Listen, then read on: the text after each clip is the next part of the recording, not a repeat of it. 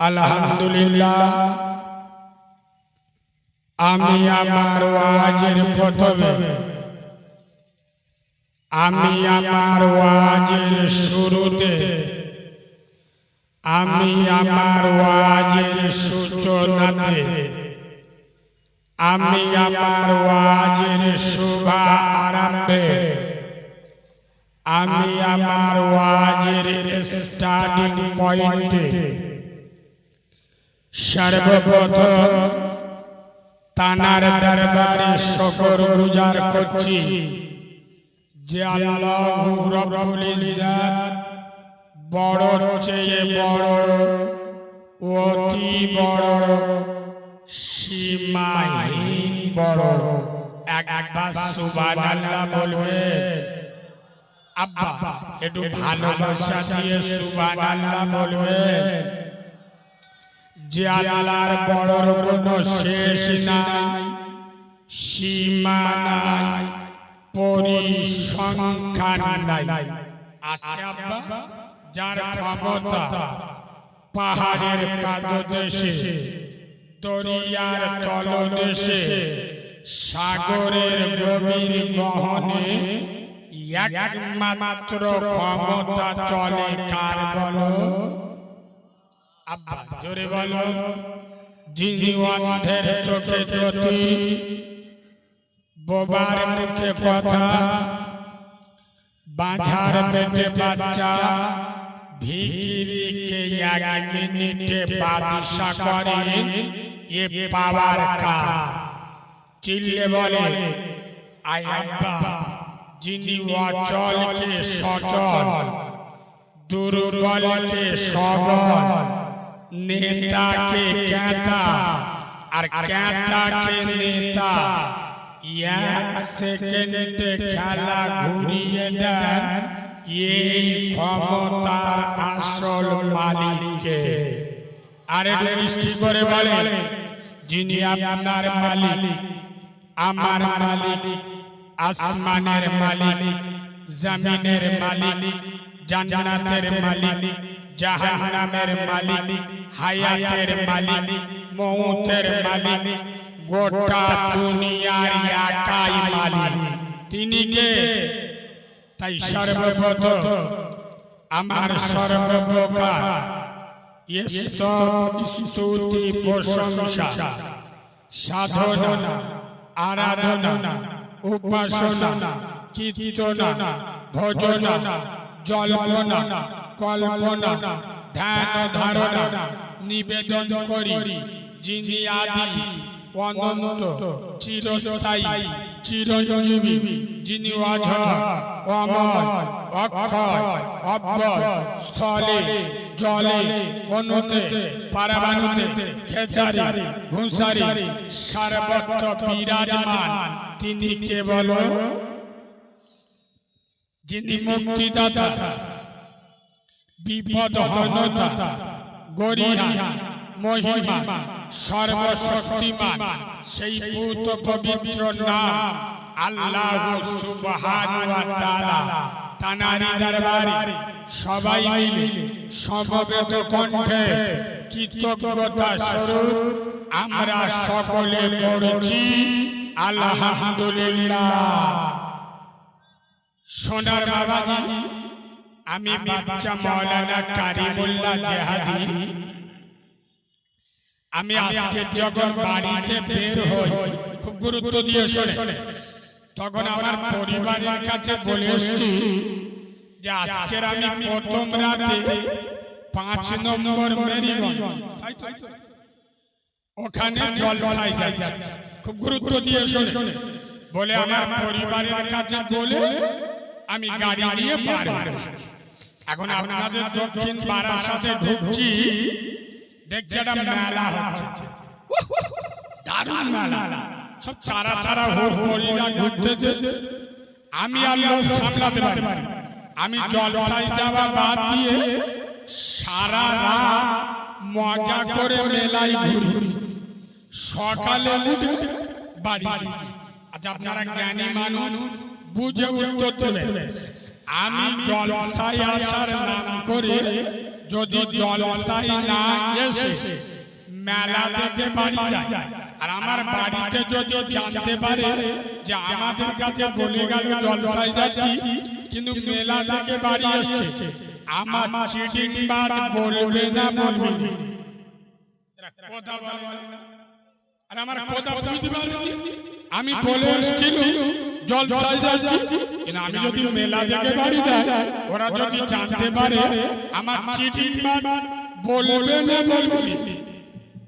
বলো 5 নম্বর মেরিগঞ্জের মুচো মানে ছাড়ারা বলতে তোদের হবে আজকের জলসার দিন যে সমস্ত চিটিং বাজগুলো কুটুম বাড়ি এসছে, নানার বাড়ি, শ্বশুর বাড়ি, শালীর বাড়ি, ভাইরাবার বাড়ি, যারা শাশুড়ির বাড়ি, যারা কুটুম এসছে, আচ্ছা ওরা আসলে এসেছে কোথায়? আরে বলবে তো, এসেছে কোথায়? জলসা। এখানে 1 ঘন্টা বসে, সন্ধ্যের পরে চারা চারা ফুলো ফুলো শাড়িগুলো মেকআপ করে ফুচকার দোকানে হাত ধরে ঘুরতেছে।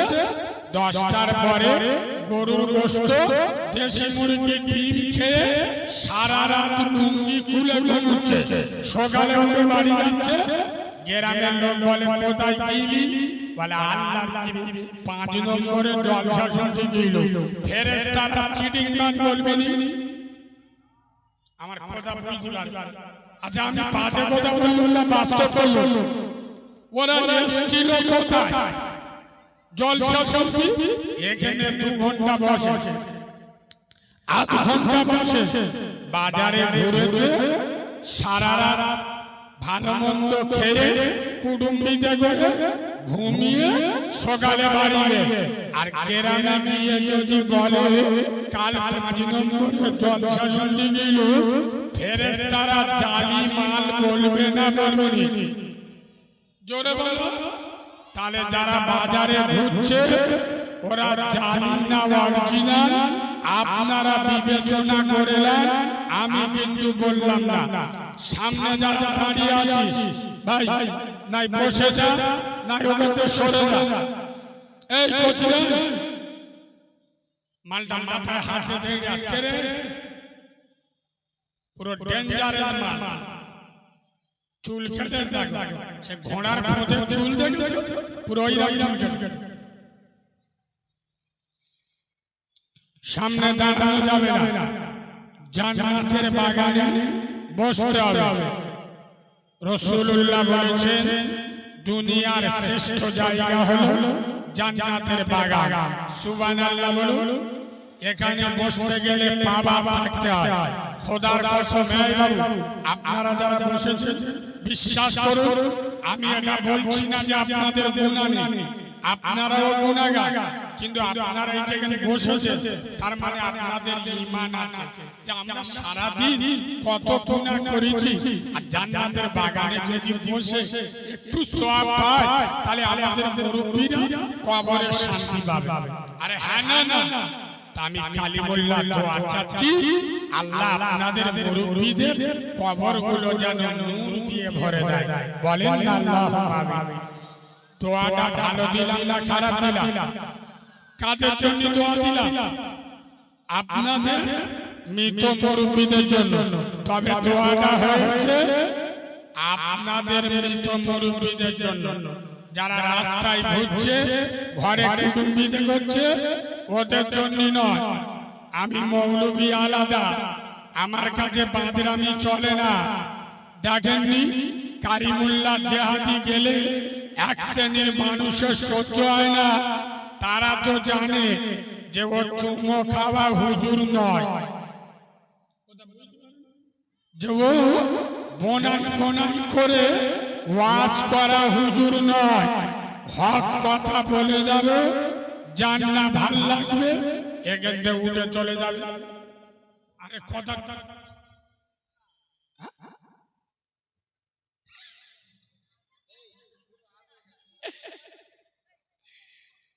পাগল আমার বললি হবে?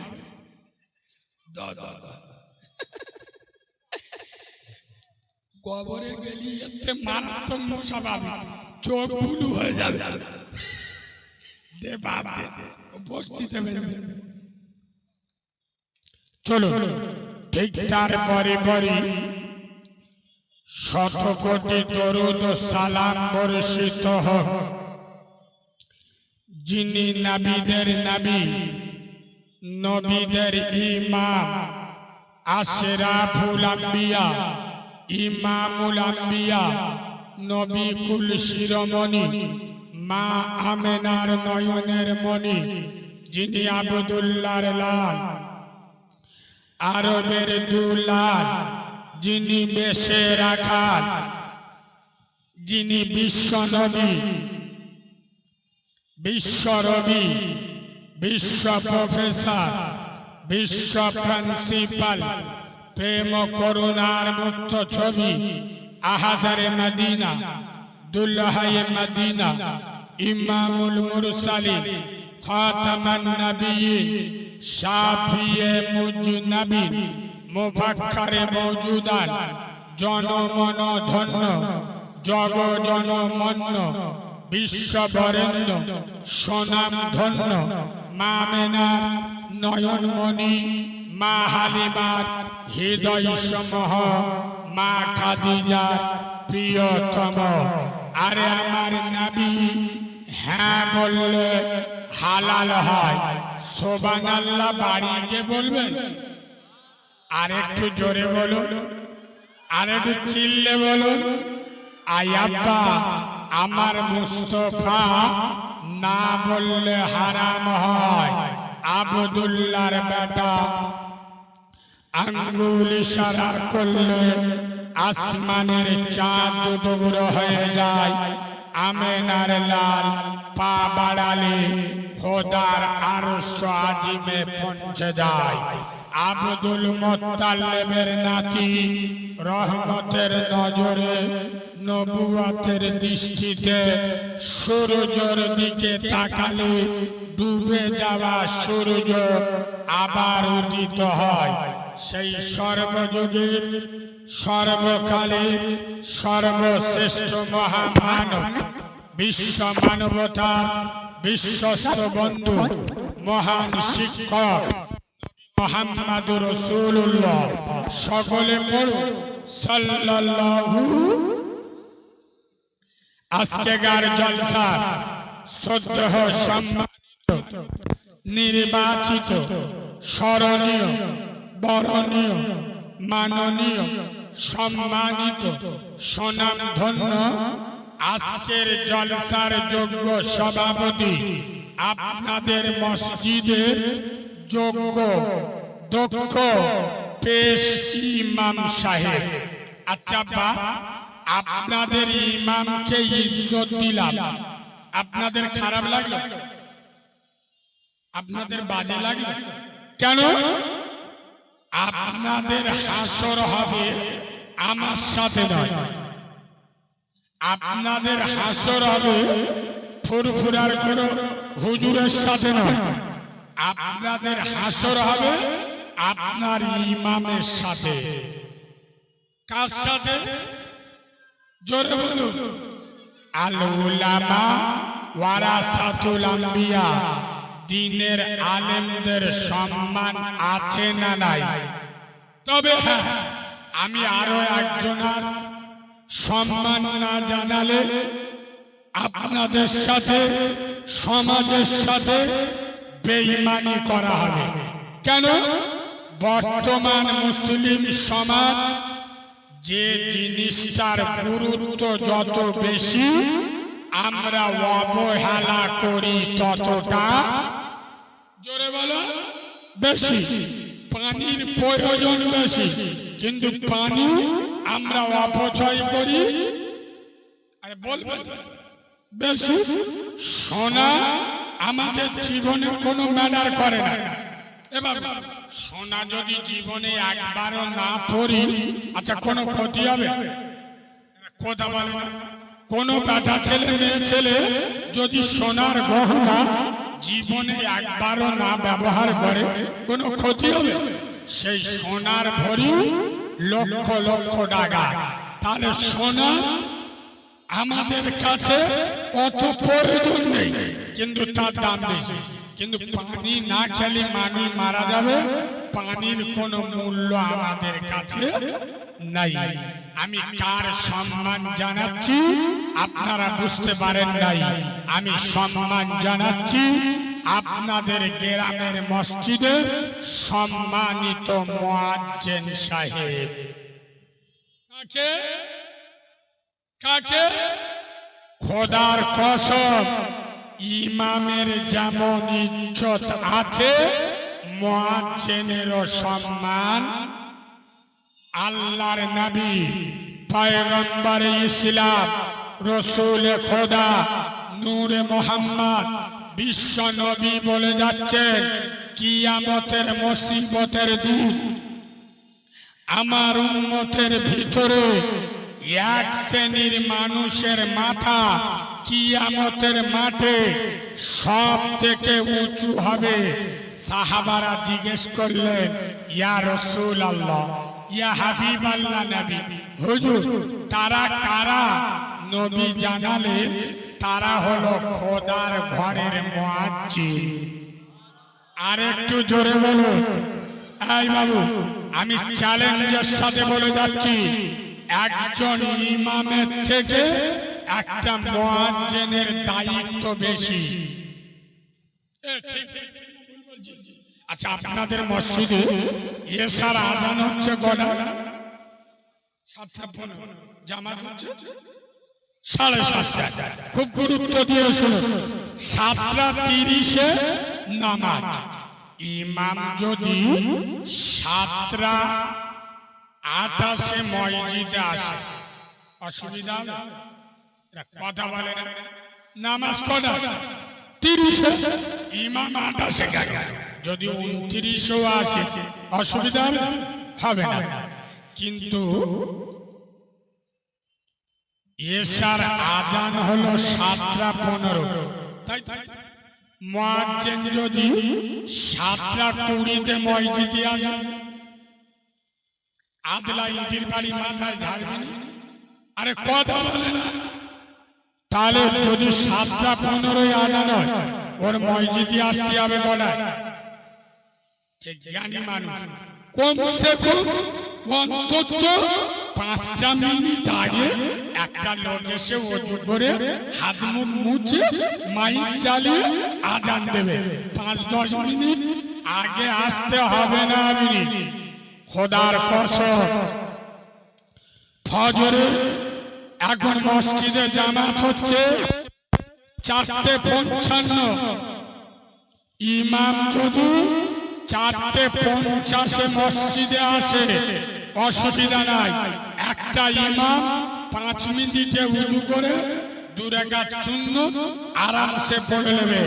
খবর নিয়ে দেখো যে গরিব তোমার পাড়ার বয়স্ক লোকটা মসজিদে আযান দেয়, যদি 4:30 আযান হয়, ও মালে 4টে ঘুমিতে উঠতে হয়।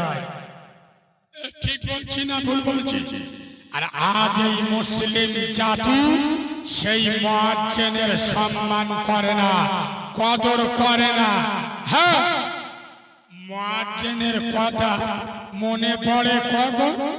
বলবো বলবো বলবো ঘরে এড়ে গরুর জন্ম হয় যখন, বুঝতে পারিনি, ঘরে কোনো বাচ্চা আছে, তখন গ্রামের লোক বলতে করিম চাচা ডাক, শালা কানে আযানটা দি।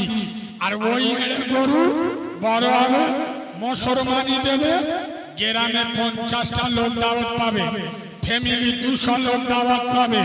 আল্লাহর কসম, ওই বয়স্ক কানে আযান দেওয়ার লোকটা ওর বাড়িতে দাওয়াত পায় না। বলুন আমি ঠিক বলছি না ভুল বলছি? এ বাবু, তবে এখানে আর একটা নোটটা না জুড়ে দিলি আপনারা ওয়াজ বুঝতে পারবেন না। এই দেখেন, প্রতিটা মুসলিম গ্রামে, আপনাদের এখানেও আছে, আমার কথাটা মিলিয়ে নেন। আচ্ছা বা, প্রতিটা মুসলিম গ্রামে এইরকম 4-5টা লোক থাকে যারা মানুষ মারা গেলে কবর খোলার কাজ করে। আপনাদের এখানে আছে না নেই? ও প্রত্যেক মুসলিম পাড়ায় দেখবেন 4-5 জন এরম লোক থাকে যারা মানুষ মরে গেলে কবর খোলার কাজ করে। আচ্ছা আপনারা বলুন তো দেখি, সাধারণত গ্রামে যারা ওই কবর খোলার কাজ করে ওরা কি মেম্বার, প্রধান, বুথ সভাপতি, অঞ্চল সভাপতির বেটা হয়? আরে কথা বলে না, কোন টাকাওয়ালা ঘরের ছেলে কবর খোলে? ওর বাপ লাখ টাকার মালিক, ওর বাপ ডাক্তার মাস্টার, তার বেটা কবর খোলে? দেখবেন গ্রামে কবর খোলে যারা খুব গরিব শ্রেণীর মানুষ। আরে আমি ঠিক বলছি না ভুল বলছি? গরিব শ্রেণীর মানুষ। বল 5 নম্বরের মুসলমানের বাচ্চা, যে মানুষগুলো তোর বাপ মরে গেলে কবর খুললো, মা মরে গেলে কবর খুললো, ভাই মরে গেলে কবর খুললো, তুই মরে গেলে ও কবর খুলে দেবে। খোদার কসম, যে মানুষগুলো হতে পারে তো 3 তলা বাড়ি, 4 তলা বাড়ি, এসি রুম, কোটি টাকার মালিক, কিন্তু তোর জীবনের শেষ ঘর 3.5 হাত মাটির ঘর যেই গরিব মানুষগুলো বানিয়ে দেয়। বল মুসলমানের বাচ্চা, আজকের তোর মেয়ের বিয়ে হচ্ছে, তোর বড় ছেলের বিয়ে হচ্ছে, গ্রামে 100 লোক দাওয়াত পায়, গ্রামের মেম্বার দাওয়াত পায়, প্রধান দাওয়াত পায়, অঞ্চল সভাপতি দাওয়াত পায়, ওই 4টে গরিব কবর খোলার লোক তোর মেয়ের বিয়েতে দাওয়াত পায় না। বলুন আমি ঠিক বলছি না ভুল বলছি? আরে কথা বলে না, বেটার বিয়ে দেবে, বড় বেটার বিয়ে হচ্ছে 10টা টাটা সুমো বলেছে। প্রথম টাটা সুমো প্রধান সামনের গাড়িতে ড্রাইভারের পাশে বয়স, তার মানে কি হারাম মাল বিসমিল্লাহ বলে খাবে। বল মুসলমানের বাচ্চা, যে 4টে গরিব মানুষ বিনা স্বার্থে, এই বাবু যারা কবর খোলে 500 করে টাকা নেয়, আরে কথা বলে না, ও গরিব মানুষ। বিশ্বাস করুন, সকালে উঠে কাঁদে যাবে, এখন রেডি হচ্ছে, এমনি সময় মসজিদের মাইকি হাঁকছে করিমের বাপ মরে গেছে। খোদার কসম, ও আর কাঁদে যাবে, একটা সারা জীবনের মতো চলে গেছে, আর আমি 500 টাকার লোভে কাঁদে যাব, ও আর কাঁদে যাবে। কাঁধে কোদাল নিয়ে বিনা স্বার্থে তোর বাপের কবরটা খুলে দিল। বল মুসলমানের বাচ্চা, যদি তোর মেয়ের বিয়েতে গ্রামে পার্টি চামচারা দাওয়াত পায়, যদি হাজি সাহেব পয়সাওয়ালারা দাওয়াত পাওয়ার অধিকার রাখে, এই 4টে গরিব কবর খোলার লোক তোর মেয়ের বিয়েতে দাওয়াত পাওয়ার অধিকার রাখে না? রাখে না? কি গো, আমার কথা খারাপ লাগছে? আমি বাস্তব বললাম না অবাস্তব বললাম? আমরা তাদেরকে খোঁজ নিই না কেন বলুন তো? ওই বললাম, যে জিনিসটার যত গুরুত্ব বেশি আমরা সে জিনিসকে অবহেলা করি ততটাই বেশি। বলো মুসলমানের বাচ্চা, বিশ্বনবী বলে যাচ্ছেন, যেখানে যেদিন যখন যে পরিস্থিতিতে বিপদে পড়বে, নবী বলে যাচ্ছে আদুয়া ও মুখল ইবাদা, মোমেন মুসলমানের হাতিয়ার হলো দোয়া। দোয়া এমন একটা জিনিস, বান্দা দোয়া চাইবে আল্লাহ কবুল করবে। আজ দোয়া এত বড় জিনিস, কিন্তু সেই দোয়া মুসলমানদের কবুল হচ্ছে না।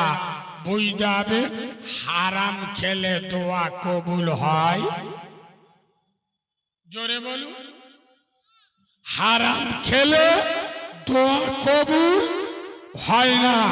দোয়া কবুলের প্রথম শর্ত হালাল খেতে হবে, আর দোয়া কবুলের আর একটা শর্ত, বেনামাজির দোয়া কবুল হবে না। নামাজির দোয়া কবুল হবে, বেনামাজির দোয়া কবুল হবে।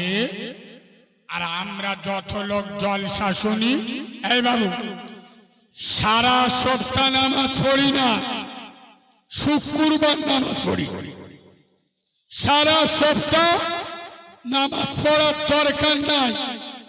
শুক্রবার হলি শয়তানও আমাদের বেঁধে রাখতে পারে না। আচ্ছা আব্বা, যারা সারা সপ্তাহ নামাজ পড়ে না, শুধু শুক্রবার নামাজ পড়ে, এদের কাঁচা গাঁটোলা বাঁশে ডুবে যায়। শুনুন, এসব বক্তব্য সাধারণত সব মৌলবীর মুখে আপনারা পাবেন না। এসব ভাষা বলতে গেলে ভেবে কথা বলতে হয়। আব্বা, আমার বাড়ি হলো ডায়মন্ড হারবার এলাকা, সংগ্রামপুর স্টেশন। খুব গুরুত্ব দিয়ে শোনে, আমাদের ওখানে এখন বলা হয় দ্বিতীয় মেটিয়াপুর, মানে জরি দর্জি এমব্রয়ডারির কাজ ব্যাপক হারে চলে। আর আমাদের ওখানে একটা সিস্টেম, আমাদের ওখানকার কারিগররা সারা সপ্তাহ কাজ করবে, পেমেন্ট দেওয়া হবে সপ্তাহে একবার, রবিবার। কি বার? জোরে বল। সারা সপ্তাহ কারিগর কাজ করবে, পেমেন্ট পাবে রবিবার। খুব গুরুত্ব দেয়। আচ্ছা আব্বা, কোন কারিগর যদি সারা সপ্তাহ কাজ না করে, মেশিনে না বসে, কারখানায় না যায়, আর যদি ডাইরেক্ট রবিবার হপ্তা আনতে যায়, আগে ওস্তাগার কাঁচি টানে চোখে চুমো খাবিনি? এরা কথা বলে না, আমার ওয়াজ বুঝতে পারছো না? সারা সপ্তাহ কোন কারিগর যদি কারখানায় না যায়, না বসে, মেশিনে হাত না দেয়, আর ও যদি ডাইরেক্ট রবিবার ওস্তাগারের কাছে পয়সা আনতে যায়, জুতো পায়খানায় ছুঁইবে, মুখি ছাড়বে না, ছাড়বে না। বাঁদরের বাচ্চা সারা সপ্তাহ কাজে আসিনে, মেশিনে বসিনে, কারখানার মুখ দেখিসনি, আর রবিবার হপ্তা আনতে আসছিস, জুতো পেটা করবে না, করবি না? জোরে বলো। শোনো মুসলমানের বাচ্চা, যারা সারা সপ্তাহ নামাজ না পড়ে শুক্রবার মসজিদে যাও, শোনো মুসলমানের ছানা, আমার আল্লাহ জুমার দিন শুক্রবার ডেকে বলে, এই 5 নম্বরের 5 ওয়াক্ত নামাজি মুসল্লিরা আয়, চলে আয়, আমি আল্লাহ ডাকছি। তোরা যারা সারা সপ্তাহ আমার ঘরে ডিউটি দিয়েছিস, তোরা যারা আমার কাজ করেছিস, সারা সপ্তাহ পরিশ্রম করেছিস, দিনে 5 বার আমার ঘরে ছুটে এসছিস, আমার মুয়াজ্জিন ফজরে ডেকেছে, আরামের বিছানা ছেড়ে মসজিদে এসছিস, আমার মুয়াজ্জিন জোরে ডেকেছে, আরামের ঘুমকে ছেড়ে মসজিদে এসছিস, আমার মুয়াজ্জিন বিকেলে ডেকেছে, ঘুম চোখে নিয়ে আমার ঘরে ছুটেছিস, আমার মুয়াজ্জিন সন্ধ্যায় ডেকেছে, চায়ের কাপ ফেলে আমার ঘরে ছুটেছিস, আমার মুয়াজ্জিন রাত্রে ডেকেছে, তোরা ক্লান্ত শরীরে আমার ঘরে ছুটে এসছিস। সুতরাং আয়, আমি আল্লাহ ডাকছি। আজকের শুক্রবার জুমার দিন, হপ্তা নেওয়ার দিন, পেমেন্ট নেওয়ার দিন। তোরা যারা সারা সপ্তাহ ডিউটি দিয়েছিস, তোরা যারা সারা সপ্তাহ দিনে 5 বার আমার ঘরে এসছিস, আয়, আজকের হপ্তা নেওয়ার দিন, পেমেন্ট নেওয়ার দিন, পয়সা নেওয়ার দিন, তোরা পেমেন্টটা নিয়ে যা। তোর মতো চিটিংবাজ, তোর মতো হারামখোর, তোর মতো মুনাফিক সারা সপ্তাহ 1 ওয়াক্ত নামাজ পড়লি না, মসজিদের মাটি মানালি না, মসজিদের মুখ দেখলি না, তোর মতো চিটিংবাজ যদি শুক্রবার মসজিদে হপ্তা নিতে যায়, ফেরেশতারা জুতো বেড়া করবে না, করবি নি? আমার ওয়াজটা বোঝাতে পারলাম না? এই মুরব্বীরা কথা বলবেন তো? ওয়াজ বোঝাতে পারলাম না? রবিবার হপ্তা পাবে কে? সারা সপ্তাহ কাজ করেছে যে শুক্রবার পেমেন্ট পাবে কে? 5 ওয়াক্ত নামাজ পড়েছে যে। তোরা তো 1 ওয়াক্ত নাম এইটা খুলে ওই দিক দন, এইটা গালের ভিতর ঢুক।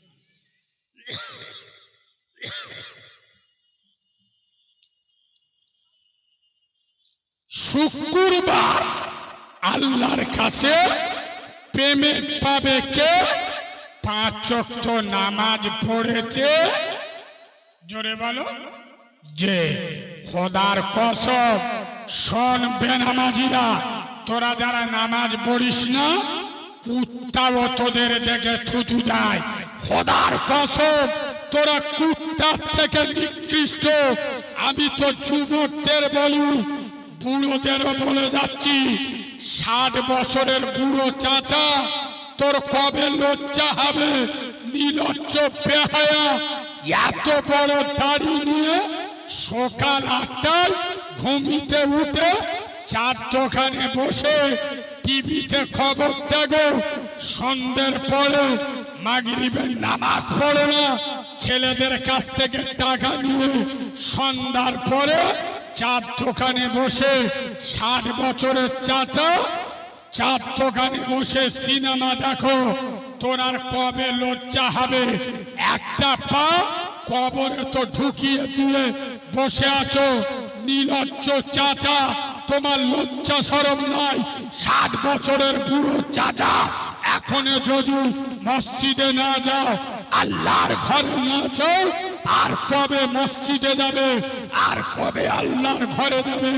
চাচা, দুটো পায়ে ধরে বলে যাচ্ছি, আল্লাহকে ভয় কর। তোর মরণের সময় হয়ে এসছে।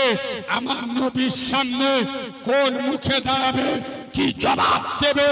মসজিদে যাও, নামাজ পড়ো। নবী বলে যাচ্ছে, আসসালাতু ইমাতুদ্দিন, নামাজ হলো ইসলামের খুঁটি।